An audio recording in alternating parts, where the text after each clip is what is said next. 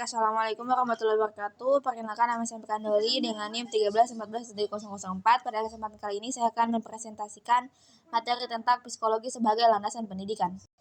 Latar belakang pendidikan adalah hal yang sangat penting bagi kehidupan masa depan manusia. Dengan pendidikan, manusia dapat memaksimalkan potensi yang ada pada dirinya.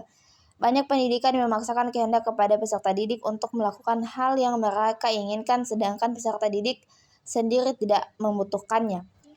Bagian A, pentingnya memahami psikologi. Telah kita ketahui bersama apa itu psikologi. Psikologi berasal dari bahasa Yunani, yaitu dari kata pise yang berarti jiwa dan logos yang berarti ilmu.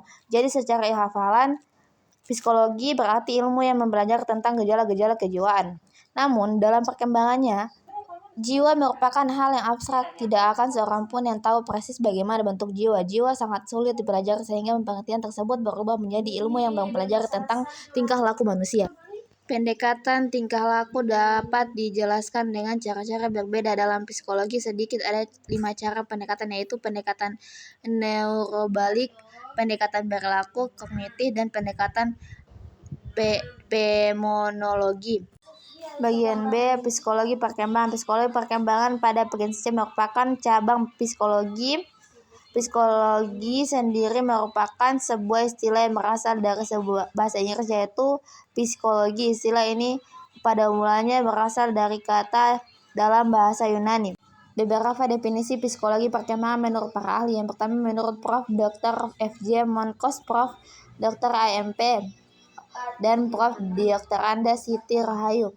Dalam psikologi perkembangan adalah suatu ilmu yang memperolehkan faktor-faktor umum yang mempengaruhi proses perkembangan atau perubahan yang terjadi dalam diri pribadi seseorang dengan menitik beratkan pada relasi atau kepribadian dan perkembangan. Menurut Dr. Kartini Kartono, dalam psikologi anak, psikologi perkembangan adalah suatu ilmu yang mempelajari tingkah laku manusia yang dimulai dengan masa bayi, anak pemain, anak sekolah, masa remaja sampai masa dewasa.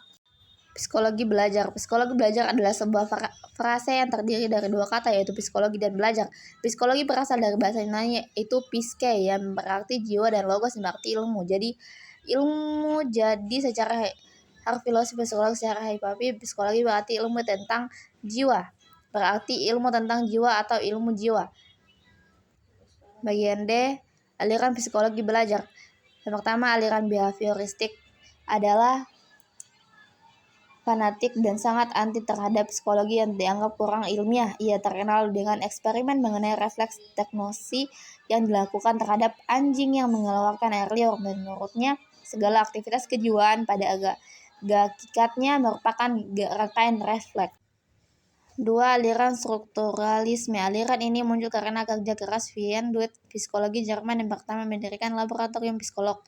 Karena laboratorium telah didirikan pertama di Jerman, maka Jerman dikenal dengan ibu psikolog. Menurutnya, untuk mempelajari gejala-gejala kejiwaan harus mempelajari isi dan struktur jiwa seseorang. Metode yang digunakan adalah introspeksi atau mawas diri. Objeknya adalah kesadaran. Bagian E, psikologi sosial. Psikologi sosial anak dari psikolog. Psikologi sendiri mempunyai arti sebagai ilmu pengetahuan yang mempelajari tentang perilaku manusia, sedangkan manusia itu tidak bisa hidup sendiri karena ia memang pada dasarnya adalah makhluk sosial. Manusia itu hidup dalam suatu sistem sosial. Ilmu pengetahuan yang mempelajari tentang sistem sosial disebut sosiologi. Bagian F, kesiapan belajar dan aspek-aspek individu.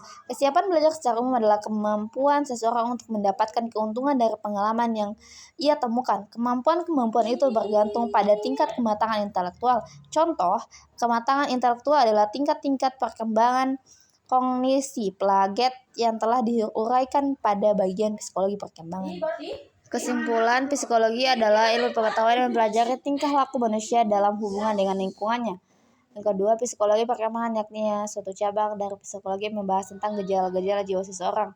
Yang ketiga, psikologi belajar adalah sebuah disiplin psikologi yang berisi teori-teori psikologi yang mengenai belajar. Baik, terima kasih. Mungkin hanya itu yang dapat saya jelaskan pada video kali ini. Lebih dan kurangnya saya mohon maaf. Wabillahi taufiq wal hidayah. Wassalamualaikum warahmatullahi wabarakatuh.